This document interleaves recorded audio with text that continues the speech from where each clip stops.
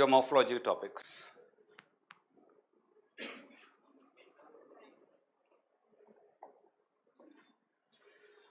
Geomorphology topics. So this is very important unit. It covered various topics, around 7-8 important topics are there under this. Geo means the land, the earth. Morph means the form. Logy means the study. Geo means the earth. Morph means the form. Logy means the study. So geomorphology means the study of landforms. Okay. Earth means what? The land part. That means the study of landforms is called the geomorphology. So how to study just different landforms? What do we have to know under this? 6-7 important topics. First, we must know the earth interior. First, all the landform is a byproduct of endogenetic forces, earth internal energy. So that topic becomes the earth interior. First, you know about the earth interiors or internal structure of the earth. What is the internal structure? So the crust formation. So after that, you look into account 3 layers in this crust, mantle and the core. So you must understand the crust formation process plus the formation of continents and the oceans. Formation of how the different continents emerged and oceans developed. What is the mechanism for the formation of oceans and continents? That's you have to understand. So one of the theory that explain the continent formation or distribution, not formation actually, the distribution of continents and not formation but the distribution pattern is explained by continental drift. Continental drift theory is there, very important one. UPSC asks question in the mains in these topics. All are please understand the connect between among all the topics. Continental drift and there is a certain problems in the continental drift which is updated by plate tectonic theories. So it can explain various mechanism. Continental drift. So one of the application of earth interiors, the core is in the liquid form. Outer core of the earth interiors are in which form? Liquid form. So the outer liquid core produce the earth magnetism. Which magnetism? Earth magnet. That is also a topic we will be doing in the earth interior, geomagnetism. All are interconnected applications. Geomagnetism or earth magnetism. So we will do along with the earth interiors. So earth interiors for crust formation and geomagnetism important. So in plate tectonic theories explain various geomorphic processes. So understand geomorphic process. Process is also called forces. Geomorphic process or process in geomorphology is same as what? Forces. That is responsible for earth movement, means the landform. So there are 2 types of earth movement. Rotation, revolution is one type, and this earth movement is movement of earth crust. Movement of what called? Earth crust, which would be explained by drift, plate tectonic and the mechanism part. So geomorphic process. So 2 forces we will help to deal with: endogenetic forces and what? Exogenetic forces.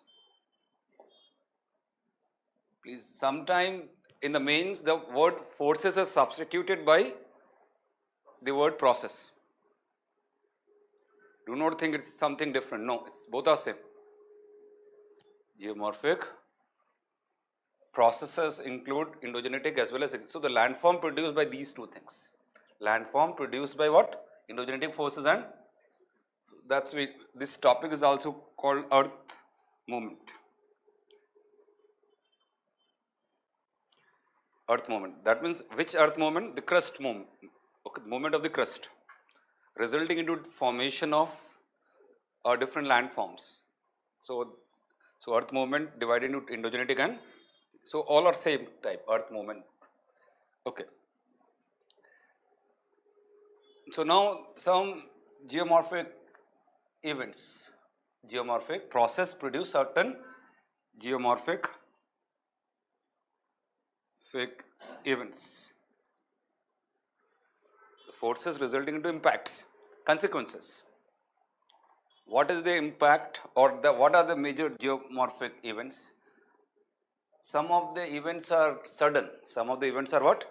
Sudden, which is catastrophic in nature. Catastrophic in nature. So we put into 2-3 categories.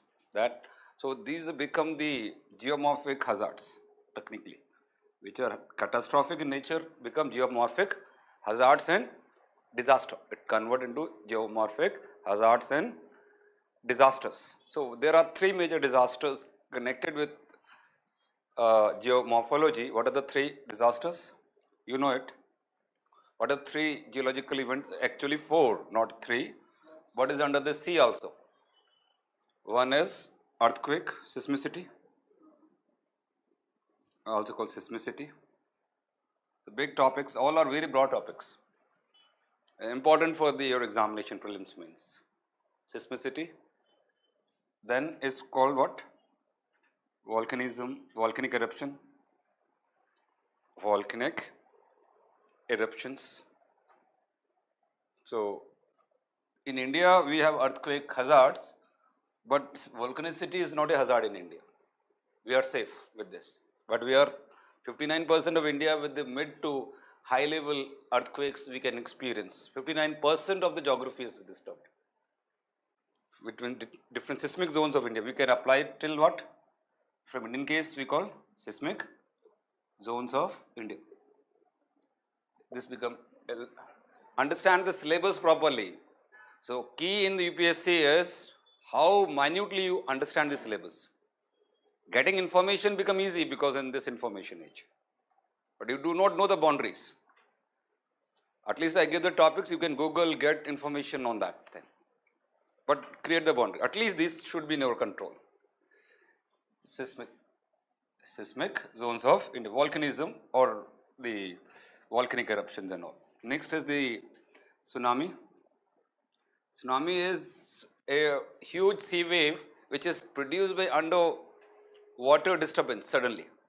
There are one of the important reason for the tsunami waves is what? Underwater earthquakes. So this also geological disturbance is more, it may produce sea wave. So these are connected, but there are many other reasons apart from earthquake that can produce what? So we will do tsunami as an entire topic. Not only geologically, but there are atmospheric reasons also possible.